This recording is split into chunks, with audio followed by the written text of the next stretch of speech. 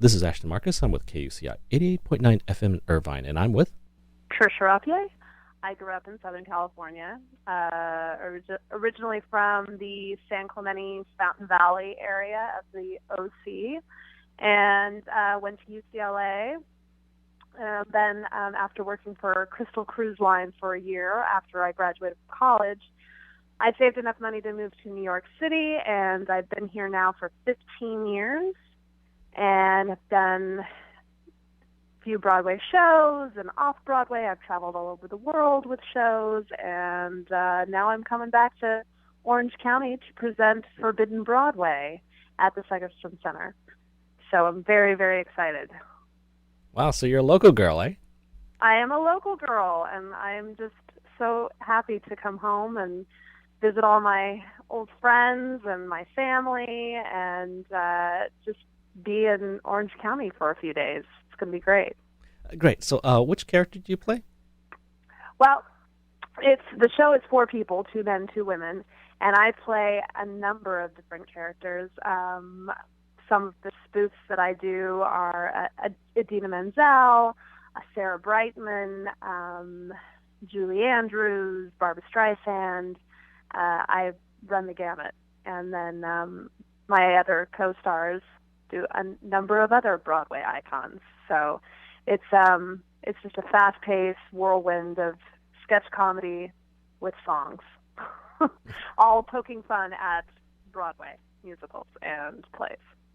I did a little bit of research about you on the internet, and actually I was impressed with your performances. Oh, thank you. Yeah, I'm actually quite eager to actually go to see you at the Segerstrom. Yeah, I think it's going to be a good turnout. I mean, it's a perfect space for us. We've never actually performed in this particular space. It's been about 10 years since the show has been in Orange County. So we usually like to keep our performances in an intimate space, and I believe that the space we're in only has about 500 seats, which is a perfect venue for a 4-person show with just one piano. We don't have a full orchestra, it's just a piano, and our pianist plays like an orchestra. So, yeah, the smaller the space, the better for us. And, yeah, we're really just looking forward to it. Great. So, on a personal question, how did you decide to get into acting anyway?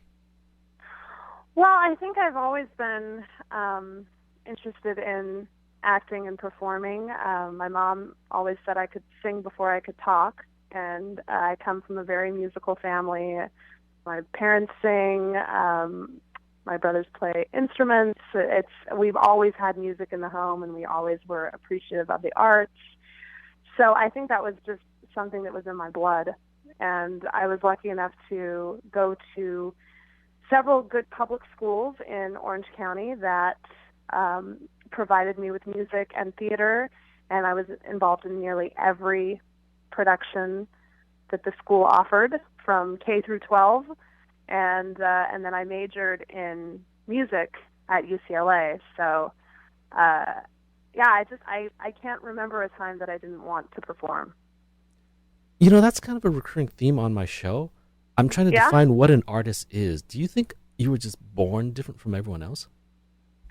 Well, I feel like in this, I think everybody loves music, and I think everybody loves theater and television and film. It's just, if you have the drive to really want to be on the stage, you have to pursue it. And I definitely think it's something you're born with, and there's nothing better than being in front of a live audience and singing and acting.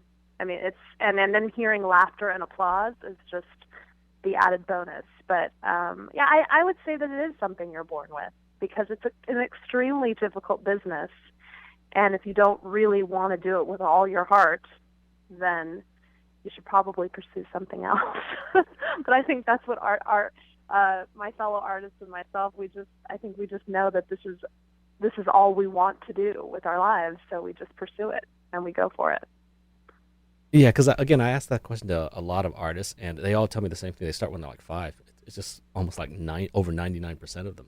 And I guess that's one reason why I think we should actually have more funding for the arts for young, like kindergarten, because once you're in high school, it's almost like it's too late. Yeah, it's true. I mean, the thing is it shapes a child's life from. I mean, all little children love to sing songs and they love to see shows. And I think that if we take music and the arts out of the school, we're just doing such a disservice to shaping young minds. And even if you don't pursue it professionally, it just gives you such a better quality of life. Music just really enriches people's lives. And if we have it in schools early on, it can shape people's careers and just bring joy.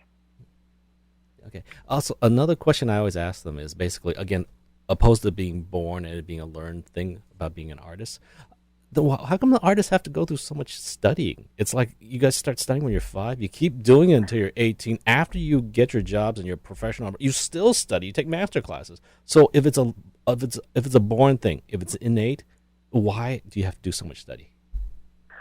Well, I think it's because it's so competitive.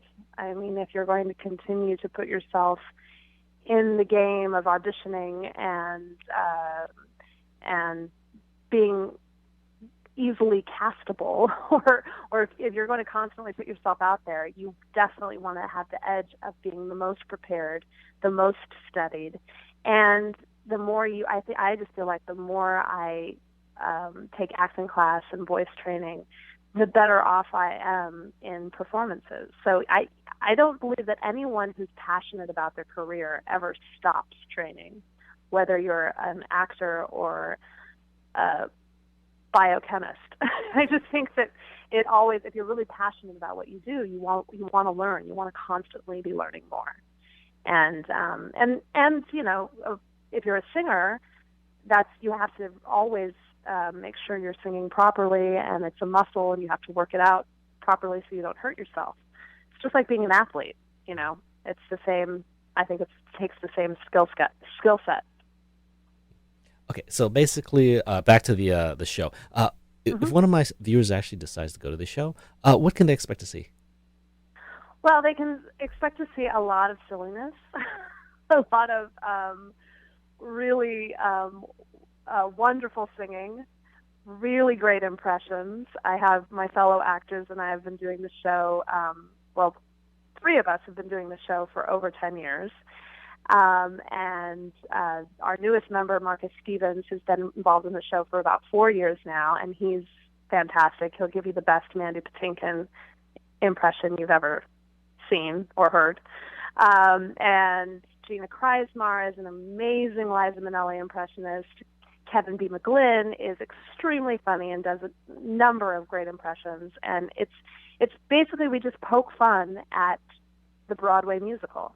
And we do everything from classic shows like Phantom of the Opera or Les Miserables to everything as current as Matilda or Mamma Mia or some of the more current running Broadway shows. So it's just a whirlwind of music and sketch comedy.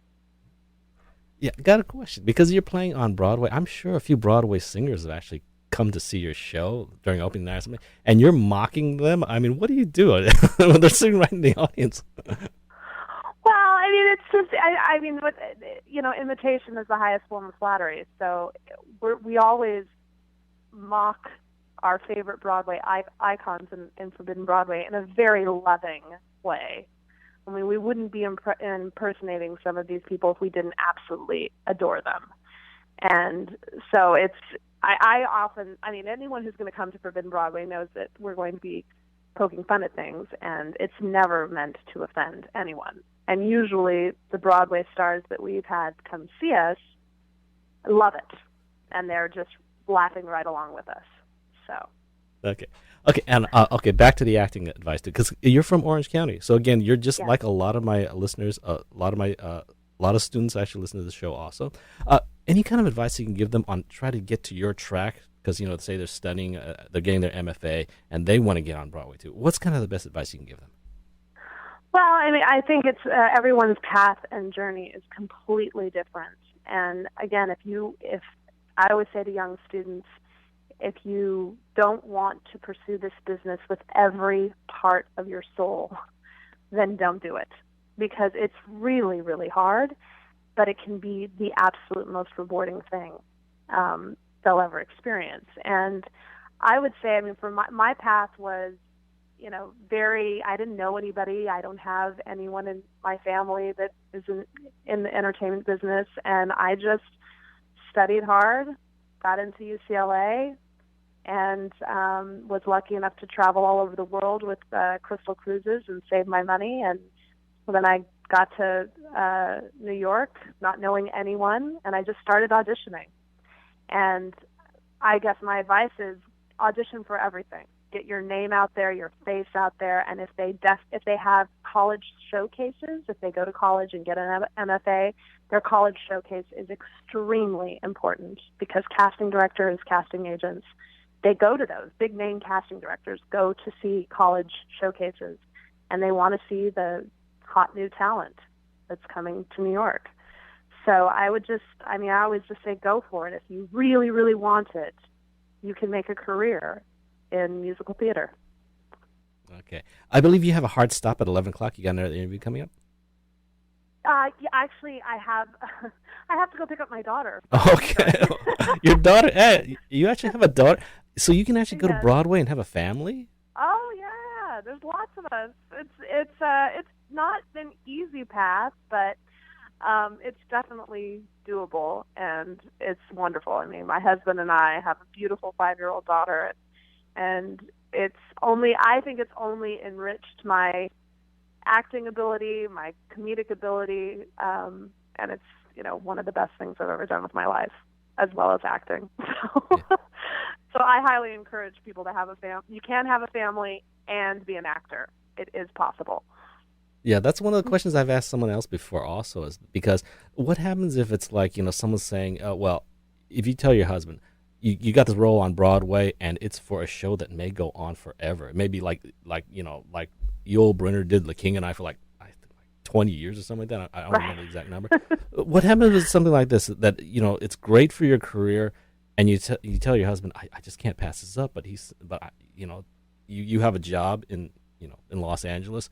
I'm going to New York. You're welcome to fly up anytime you want, but I can't pass this up. And what happens? Well, I think everybody has everyone gets to Broadway at a different time in their life, and I just think if it's a wonderful opportunity, whoever you're sharing your life with will be supportive. And I am very lucky that I have a wonderfully supportive husband who was also in the performing arts. He's not pursuing it professionally anymore, but he's been so supportive of me. And I've taken my daughter all over the nation with different shows and touring companies. And now that she's in school, it makes it a little more difficult. But it's possible, and it is. I think it's always most important to follow your dream, and then everything else will fall into place, especially if you surround yourself with supportive family and friends. Okay, well, thank you very much for being on my show. Oh, I'm so thrilled that you asked me to be on the show. So I hope you come see the show, and please introduce yourself. Okay, I'll definitely be there. Okay, take care. All right, thanks. All right, bye. Bye-bye.